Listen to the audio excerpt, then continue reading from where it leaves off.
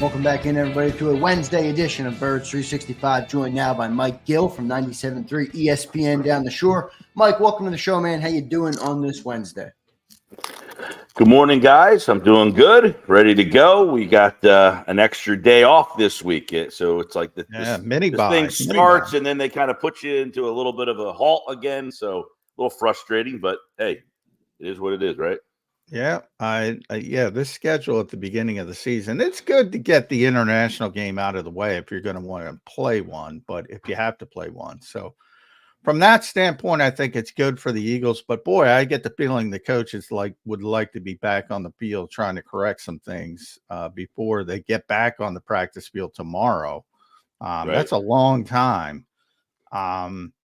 But it is what it is. There was a lot of sloppy football. Nick talked about it. I think anybody who watched Sunday saw it in live and living color. How much do you? I used the term mulligan. We had to explain it to some people. You get it, Mike. I gave him sort of a mulligan, especially the pass rush because of the field surface. I think that's fair.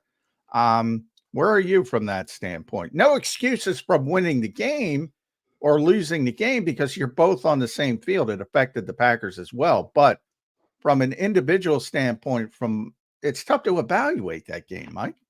Yeah, I mean, after the game, one of the things that I kind of looked at and said, man, this offense scored 34 points on a night where it was really hard to be explosive.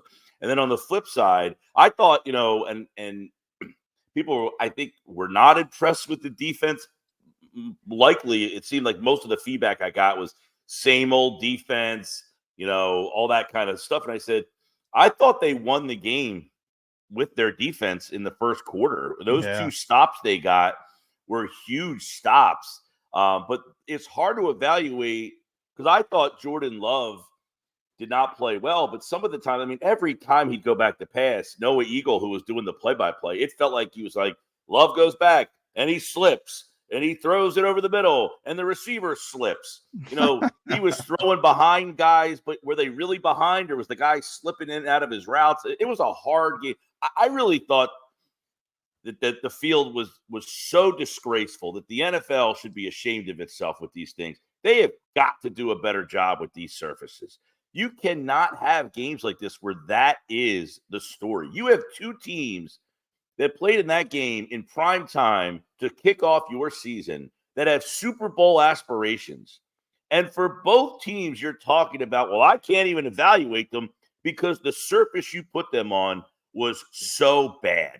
For that to be the story of the game with those two level of teams is shameful for the NFL.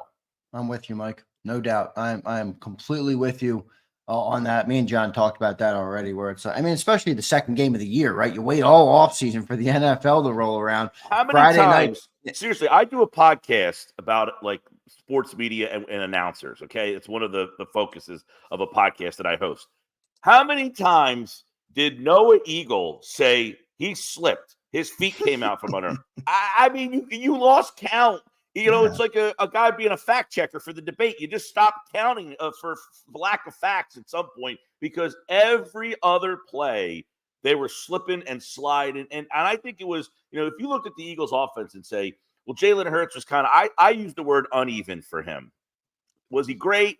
No. Was he awful? He made a couple bad decisions, but overall, he was pretty good in the game.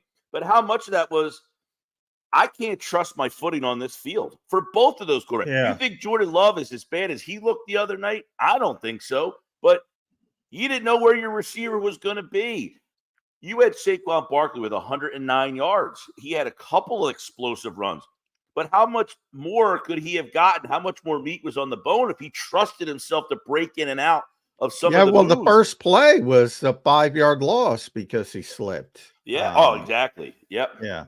And it's funny you say that because I got a compliment. I said, boy, woo, the field looks pretty bad early in the game.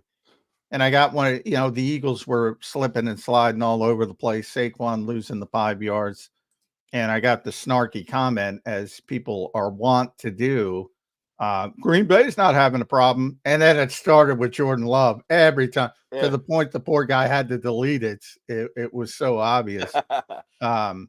Well, yeah, that is certainly a big part of it. And Jordan Love, yeah, I mean, you make a good point. You know, I mentioned his lack of accuracy. There were a number of passes that were behind receivers, you know, and you're right. Maybe they were supposed to get out of their breaks. It maybe wasn't as inaccurate as it looked. It's tough to really gauge. It's tough to really evaluate. But typically, he's not that inaccurate. Right. And to go back to Zander's question, you know, about, you know, you look at the defense or I think it was your question, John, about the pass rush. You know, you get Bryce Huff, nothing burger. He didn't show up. In fact, it wasn't until midway through the fourth quarter that his name finally got mentioned. And that's from Blackledge, who was doing the game, saying, we haven't called his name all night. And that's the only time his name was called the entire night. I saw Nolan Smith rush the outside. And then basically like the Super Bowl with Hassan Reddick, he'd get to a certain point, the lineman would just push him, and then his feet would go sliding out from under him. It happened all night long. So I don't know what to make of the pass rush. It was non-existent for the most part. Can I say they didn't do a great job? No, if you're just looking at the night, no, they didn't do a good job. But I can't tell whether they did do a good job because of the field conditions or are they that bad. I don't know what to make of that. But I got to tell you this. If Bryce Huff was as bad as he was the other night and it wasn't the field, then the Eagles. Yeah, then it's a problem. Then it's a big problem. Yeah, but I can't go there yet. And I think Green Bay can't go there either. I would say I was not excited about the signing. I thought it was a tough spot for him to try to replace Hassan Reddick. And the first sample size was not good. As Zander brought up the other day, as the Jets were getting dismantled by the San Francisco 49ers, all the Jets fans were complaining that their edge rushers weren't like Bryce Huff. It's, you know, they're backups. Yeah. So it's funny. And I saw Chicago people raving about TJ. It's hilarious to me, you know, because he, you know, the undrafted part of it from that perspective. So while we talk about that evaluation, but here's what complicates it even further, Mike. Zack Bonnell played the way Zack Bonnell did. Yeah. Reed Blankenship played the way Reed Blankenship did. Why did they figure it out? Good question. If Zack Bonnell, I've been asking people on my show this, I might even have asked you, did the Saints completely miss on this guy? Do you have a defensive player of the year candidate on your team? I mean, what did I do after 1 week? The vote was this week. Yeah, he might be defensive player of the week. So. You would have to imagine he has to be the defensive player of the week.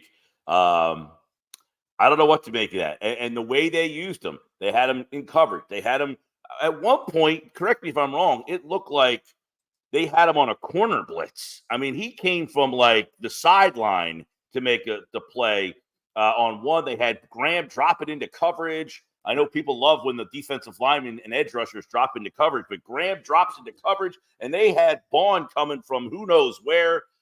He was out of his mind, and he did a good job taking on blockers, getting off of them and making tackles. I mean, stuff that you weren't sure that he could really do from that inside linebacker position. You know, hey, he's been an edge rusher. That's the way the Saints kind of used him. And the Eagles said, no, we're going to try him here. He took on some blockers. Now, conversely, I thought Dean was very uneven. I thought he did a good job at times. He had some splash plays, but he had a rough night at the office against the run. Yeah, I agree. That's going to be, you know, we talked about it yesterday.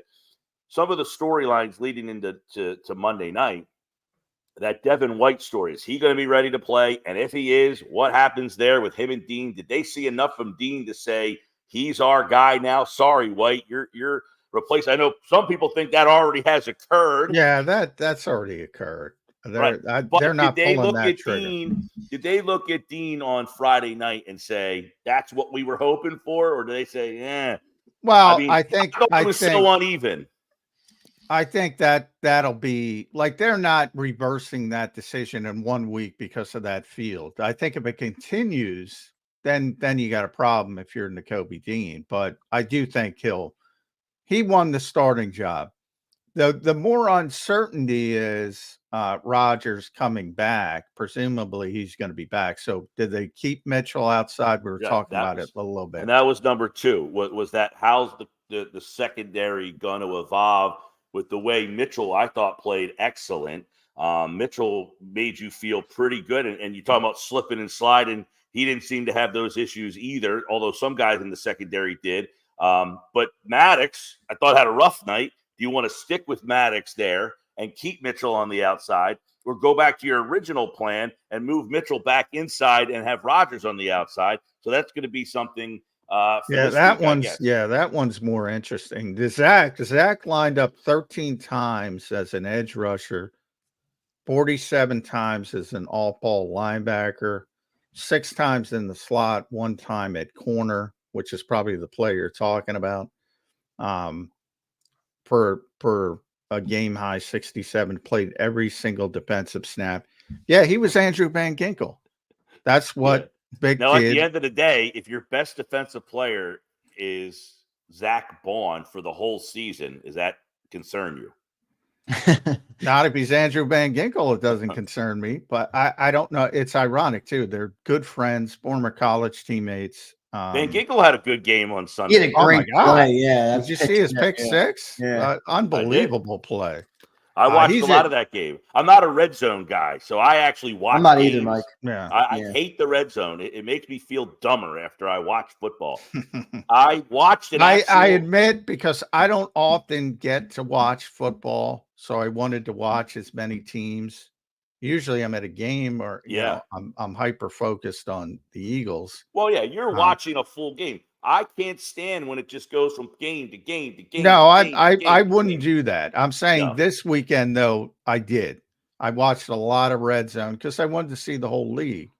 And it was a rare opportunity to do that for me. And yeah, it was a lot of ugly football. I can say that. It was.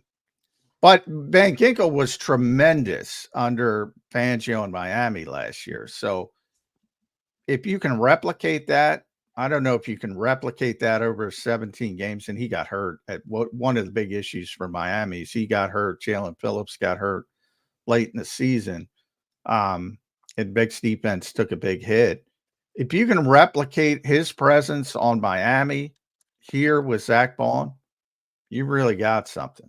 It's one game. I don't want to overstate it, but it was a phenomenal one game. I will say that.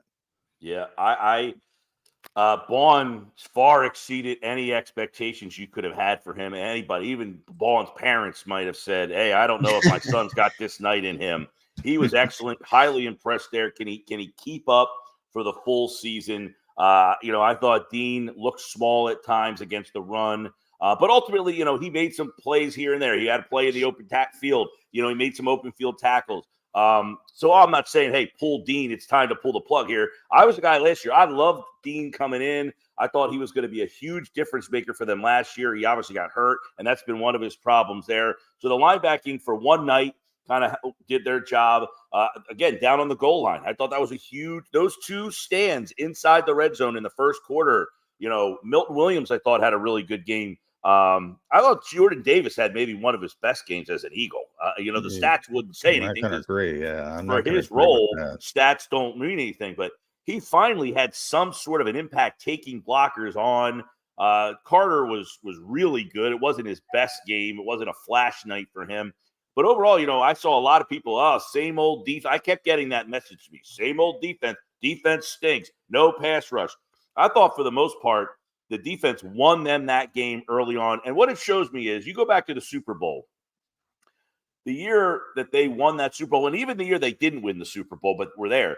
The difference was the defense didn't play well in the Super Bowl game on either night. But they showed you in the one Super Bowl that if we can make a play, do we have a guy on this team that can make a play when we need it? And Brandon Graham gets the strip sack. The next year, they never got that play. The play just never came from anybody. This team, do you have that guy on the team that can make a play? Do you have guys on this team? And I think you have Chauncey Gardner-Johnson can make a play in the secondary. I love what I saw from Mitchell. I'm not ready to anoint a rookie as a guy who can make a play in a Super Bowl, but you feel better about that spot than you did a year ago. I don't know that I can trust Zack Bonnell to be an impact player week in and week out. But who on that defensive front can make the play for me? And in those red zone situations that really, looking back, won them that game, they had multiple guys up front win battles and help them win that game on Friday night. And I think partially that's the big improvement you get with Vic Fangio. You're going to be much better prepared for a situational football like they were early in the game in the red zone when the field is condensed and there's not as much space and it becomes more difficult for the offense. He finds ways to dial up the right things in the right spots. And I think that'll be a huge advantage for the Eagles this year versus last year. To your Super Bowl point, oh, they got guys who can make plays. You got to make plays. Yeah. The second Super Bowl team was better in the Super Bowl than the first one.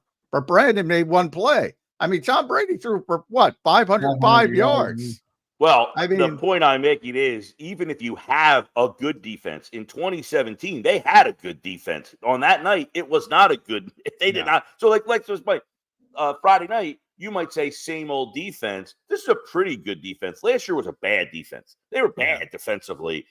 This team, we don't know yet, but I think just looking situationally, they stood up and made some stops when they had to, which is something last year's team had a tough time doing down the stretch. And if you're trying to say, hey, are you past what ailed you over the last 7 weeks? You at least had a pulse defensively on Friday, as opposed to the corpse you threw out there the final 7 weeks of the season. Yeah. I think that first quarter, Mike, as you pointed out, was big too. I mean, if you go down 14-0 there, this is a different football game. That game could have been over in the first quarter. You get that terrible turnover, and then you get the right after that, they get the ball right back, and you're in the red zone, and you look up at the scoreboard, and you're like, it's 6-0. If it's 14-0 in the first quarter after what happened last year, how much is that seeping back into your mind of what the heck is going on here again? You could have had chaos ensuing on that sideline, but instead the defense settles you in and allows them to kind of get back. And then you get that offense churning. And once,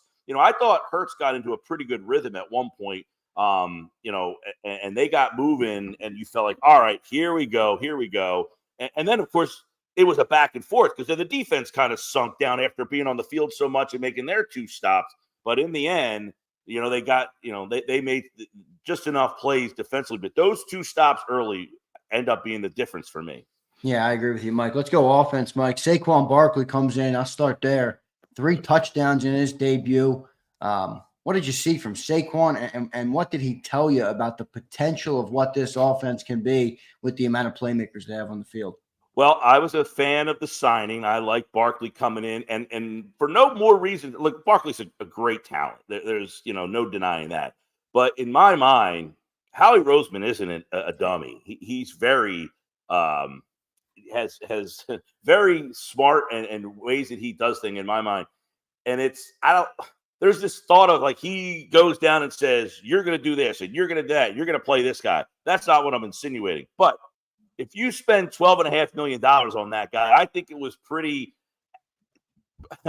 well stated in that check that this guy's going to be a big part of this team. And what I think the difference was, guys, you had a 1,000-yard back last year. You had a 1,200-yard back the year before. Mm-hmm. But your running game really had no identity. Who were you as a running team? I mean, you really didn't know what this team's identity was as a running team. You now have not only a running game that you have an identity with, you have an offense that you could say if you want. Our offense is Squan Barkley. You're going to have to figure out a way to stop him. And if that's going to be your game plan, now that's just when we're going to use the other weapons that we have. So I think the identity of the team can now be, we have Barkley, and we're going to use him until you decide to stop him. And if you want to go stop him, now we're going to go to Brown and Smith. Good luck with that. It's given their offense some sort of identity in the backfield that I just don't think other teams said, you know what, DeAndre Swift, they don't really care about him. Miles Sanders, they don't really care about him. The defensive coordinator now has to say, we have to figure out where he is on the field. And I think it's given their offense a huge layer of identity that they didn't have. Boy, I got to defend Miles Sanders a little bit. Sanders was great. I mean, that season, and I know what he's become in Carolina. And I think the revisionist history starts from that standpoint. I mean, that season until late when he got banged up, he was unbelievable. 1,200 yards, 11 touchdowns. Now, part of that was the offensive line. I mean, let's be honest. But I mean, when you talk about the effectiveness of the running game, and that was the Super Bowl team. That was, if they get to that level again, you're really cooking with gas when it comes to the running game. I forget what Miles averaged that year. He had a bunch of touchdowns. He had 11 touchdowns, 1,200 yards rushing. He had a great year. Yeah, and he was near 5 yards per carry. But do you think I think people don't understand. Think teams game plan for the Eagles saying, "Where's Miles Sanders?"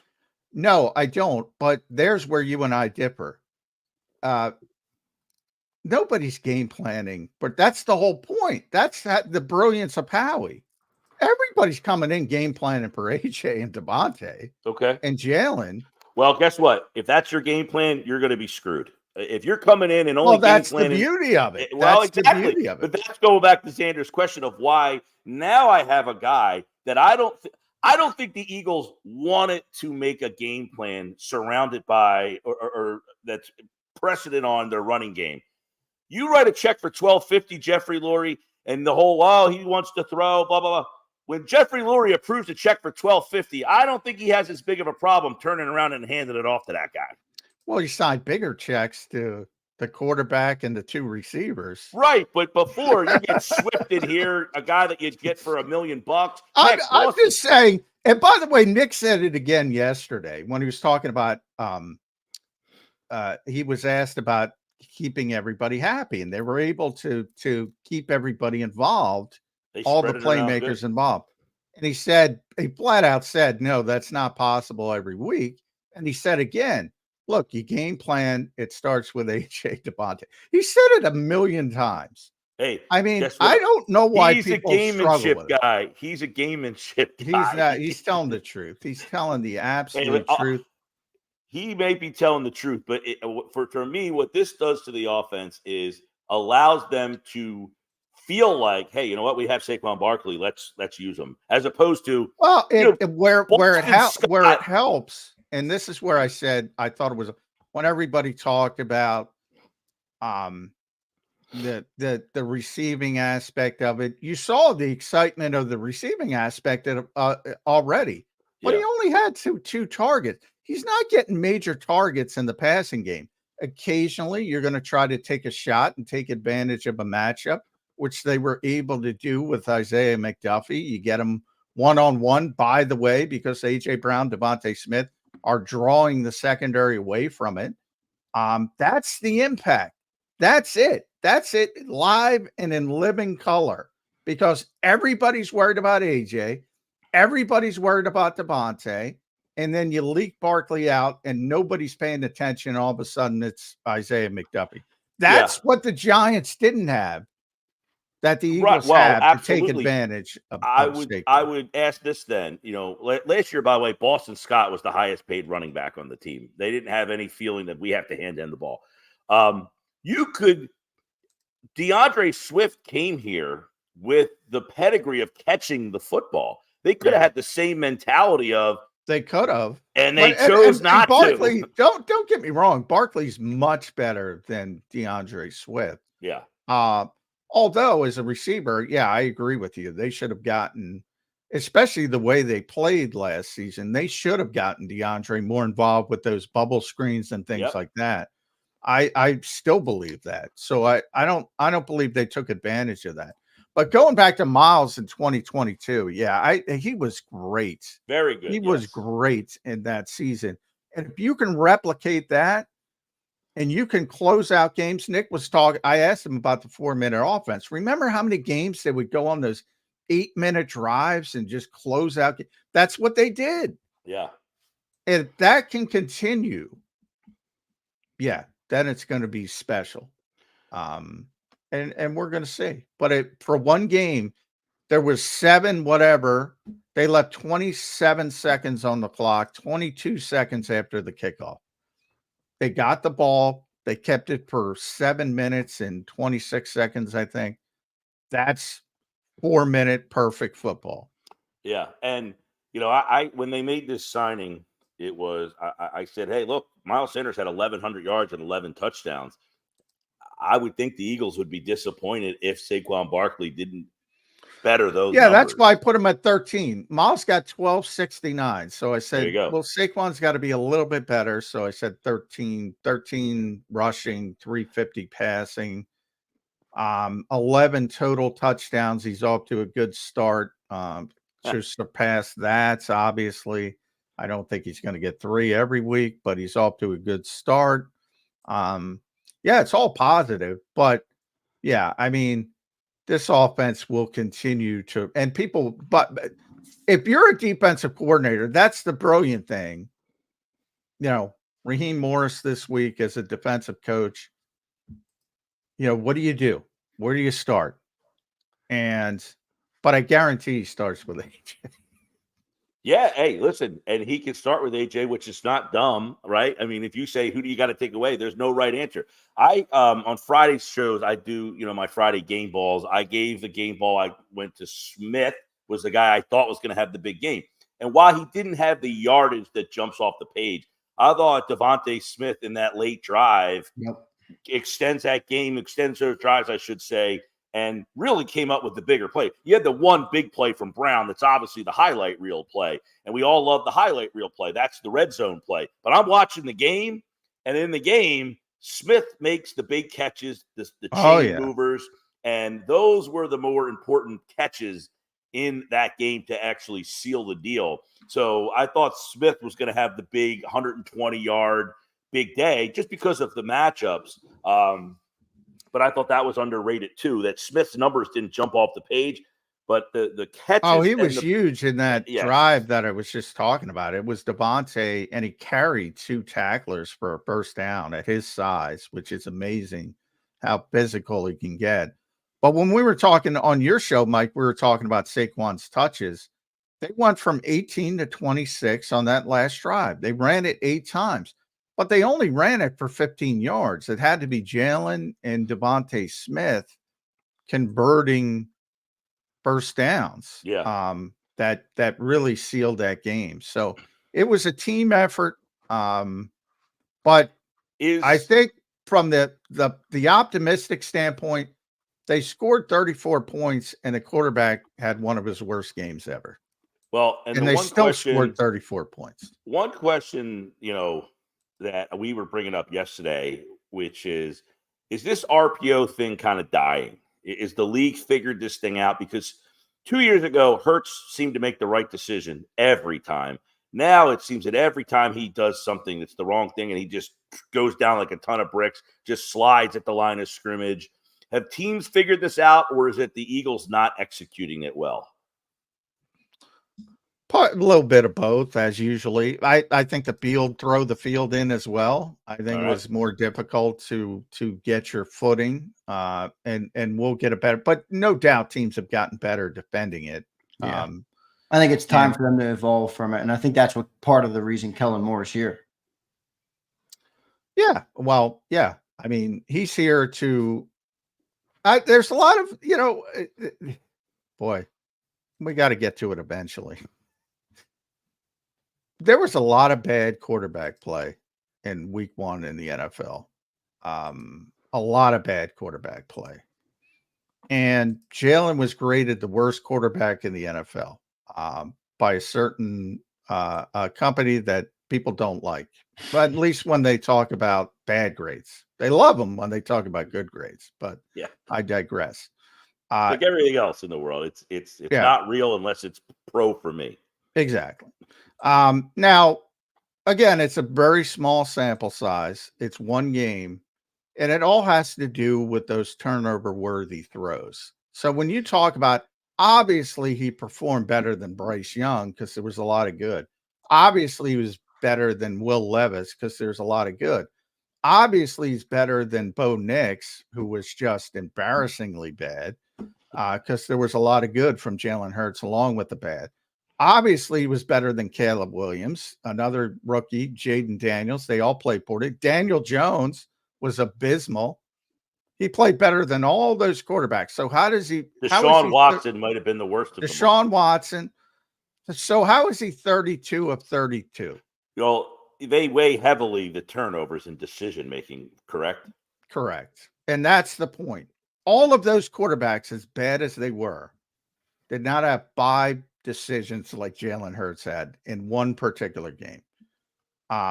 Now, should that I always compare it to Ryan Howard back in the day. You're a baseball guy, Mike.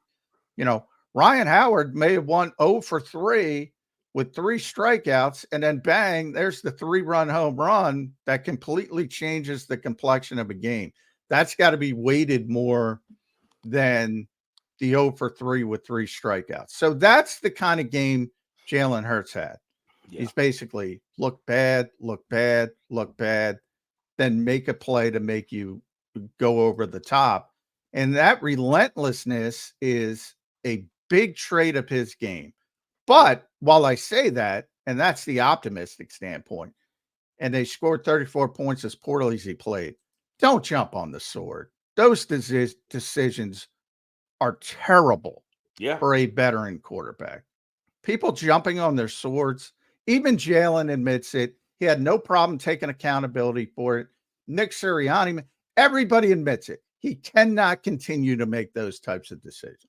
Absolutely. Period. Right. And it's, this isn't like 2001 where quarterbacks are sitting back there and looking through their progressions anymore. They're basically looking for where to get the ball, 1, 2, 3, get it out.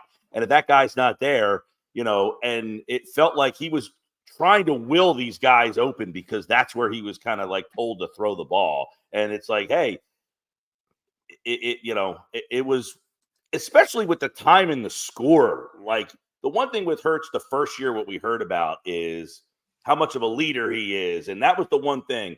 Well, now it's the funny part is now people are questioning that, and you're almost looking at his skill set. His skill set was never the strong part of the game. It was the mental part and the skill set. And you have time and score where all you have to do is throw that ball away. And he tried to throw that ball to A.J. Brown. All he has to do is throw it out of the end zone, kick the field goal, and that game's over. So that's a concerning part there is, did he trust himself and his skill set more than what he was, like the smart guy, make the right play, throw it away if I have to? All of that stuff kind of went out the window, and that's what was very frustrating about some of the mistakes that he made. How much are you concerned about it, Mike, versus how much are you chalking up the week 1 rust and all those things? Well, like John said, and I know a lot of quarterbacks or former quarterbacks around, Kurt Warner, Troy Aikman, all these guys. I mean, you didn't have to watch you could have watched the red zone to come up with that the quarterback play was not good. Nobody plays in the preseason. You know who did play in the preseason, by the way, was Brock Purdy. Threw 12 passes in the 49ers' last preseason game. He was one guy that did get an extended run in the preseason. But nobody's playing until the league, when the Rams won the Super Bowl without playing any preseason, that's when everybody said, well, they can do it. We can do it too.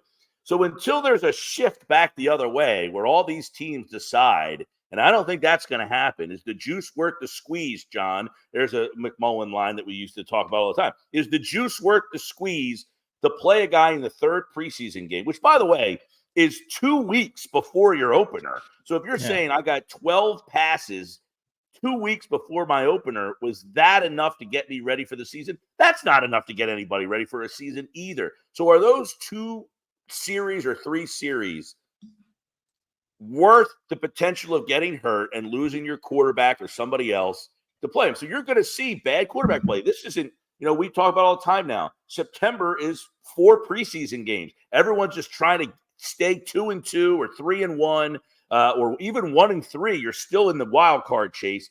You just don't want to go 0-4 in those first 4 games to try to, get yourselves ready. So yeah, there was rust. There was the field. There's a new offense. And by the way, You had a team across the field who had Super Bowl aspirations as well playing against you. It's not like they lined up against the Carolina Panthers and struggled. They went up against a team that many people think could win the Super Bowl, for God's sakes. And for the most part, I think handled them pretty well for a game where there was no preseason. My quarterback was 32nd in the league, and I got no pass rush from the guy I spent $15 million on. Yeah, it was. At the end of the day, it's a tremendous win because of the opponent, no doubt about it. But from your standpoint of the preseason play, I think people don't understand that. Like Nick knows it would help limit the sloppiness, but is it worth it? As you mentioned, is that juice worth the squeeze? And the answer is no. Well, you're damned and if they you want to do, you're get damned to if you don't. If you don't Yeah. play in the preseason, Right. these guys need to play. They need the bullets firing at them. Well, Yeah, I mean, I think somebody, that turnover with the snap, with the fumble. I don't think that happens if you get some preseason reps. But you'd rather have your guys healthy than take away. Well, to be fair, I mean, we saw a play like that happen in the Super Bowl where it's a bad snap, and that cost them. So, right, true. Yeah, I mean, look, the whole preseason thing, especially now, you have 3 preseason games. I was talking about this. Normally, in the old preseason way, you would play a hat tip series in the first one, and maybe a little bit in the second one, and then the third one you played like the whole half. Yeah. And then you never played. Sometimes you'd even come out because they wanted to replicate coming out of the locker room at halftime. Sometimes they play the first series or 2 of the second half. And then the fourth one, you wouldn't play any of your starters. Yeah. Now, you think about when the Eagles' second preseason game was. That was on a Thursday night back in the middle of August. Like August 15th, I think, was that Thursday night. So you're telling me if the Eagles would have played even a half on August 15th, that would have changed and helped them on September the 6th? I don't see the correlation of how that's doing much for them, other than potentially There's getting no somebody common sense to it. And Nick actually played the best thing to shut up any trash talker when you're winning. The old best trash scoreboard. Look at the scoreboard. Yeah. Nick went 4-0. Eagles are 4-0 in season openers under Nick Sirianni. There's only 2 other coaches. It goes back to, John, when the Rams won the Super Bowl without playing their guys in the preseason, the rest of the league all said, "Whoop, we're done." Yeah. Only 2 other coaches, Mike McDaniel, Jim Harbaugh. So you had the long layoff. Is undefeated in season opening games. So the Eagles are 4-0 in week 1. Is there sloppy football? That's what Nick said. Yeah. Did you watch? I know Mike wasn't watching Red Zone, but everybody else had the opportunity. The Eagles weren't on. Oh, I had it on. A lot of stinking sloppy football. I was forced to watch Red Zone, but against my will. But I had 3 TVs, so the one that had the Red Zone on, I wasn't really watching. We had the 2. I had Pittsburgh, Atlanta in the early window, and Cincinnati, New England. So I had 4 bad football teams really that I watched. They had it was my mother's retirement party. So my cousin comes over and commandeers my TV and signs into his YouTube TV account so we can get Red Zone. I said, I don't want to watch the Red Zone. Put that on somewhere else. I want to get into the game, man. I want to get into the flow of the game. I want to get into the feel of the game. Old school. That is old school. And Mike, I'm with you though. I like watching a game for a game, not just the Red Zone. But Mike, appreciate you being here today, brother. Good takes on the game. Last question from me. What's your early preview of the Monday night game versus the Falcons? I think Eagles have a good chance to go 2-0 here. What do you think going into that? game? I liked the Falcons. And I picked them to win the South. I thought that this is a team last year that probably, with the quarterback play that they had, Desmond Ridder, not very good. The group of quarterbacks down there. They had Bijan Robinson, didn't like the way they used him last year. Drake London, Kyle Pitts, loved that pick a couple years ago. So they have 3 really good weapons. Then they go out and add Judon and Simmons to a defense, Grady Jackson. And I'm thinking, man, this team with Kirk Cousins, this team almost won that division last year. I know it was a down year division-wise. You add Kirk Cousins to that group, you're thinking, all right, now they have a legitimate quarterback. You know, last year they were going with just a bunch of vagabonds. Now you got a guy who's been to the playoffs. They went from, you know, I think they won 8 games or 7 games last year. Could they go to 9 or 10? I thought getting Cousins, but he looked, man, I did watch a lot of that game. He looked rough, man. He looked like a guy who could not move. Now, their defense is pretty good. They had a tough day running around with Fields, but Fields doesn't make a lot of plays with his arms. He runs around a lot. He's brutal too. He's brutal a lot. Should have added him into the mix. John, another point of the whole preseason. We're trying to use the preseason as an excuse for some of these guys. There's 10 to 12 quarterbacks in this league who have no business being starting quarterbacks at this stage of their careers. They have no business being quarterbacks at this stage. Maybe somewhere down the line. Anthony Richardson is horrendous. He cannot throw. He could throw the ball 70 yards and be on the red zone and wow you. But if you take off the red zone and watch him throw, it ain't good. It's not good. Well, that's the thing about watching games, Mike. People have gotten into this highlight mindset. So they see the Anthony Richardson play, and which just wows people. Which was an insane play, by the way. Yes, it was. He threw that ball 70 yards in the air with the guy on his ankle. Yeah, but the play-to-play consistency is terrible. Awful. Guys are wide open. He can't hit them. They're in stride over the middle. He can't connect with them. He went 9 for 19. They only let him throw the ball 19 times. He couldn't even complete 10 of them. It was sad to watch. Well, that's what Aikman and Kirk Herbstreit were all talking about it. Kurt Warner. Man, the quarterback play in this league is taking a big dip. Yeah, but Zander, to go back to the Falcons, they had a really, really bad offensive showing. But you know how week to week this is. Is that their rusty game? Did they kind of get their kinks out? They should progress because they do have weapons. I mean, you got Bijan Robinson, Kyle Pitts, Drake London. Bijan played well. He was the only one who played well. And their defense has some playmakers. Grady Jackson's always been a problem for the Eagles. So I think it's going to be, I think on the surface, you're just like, the Falcons.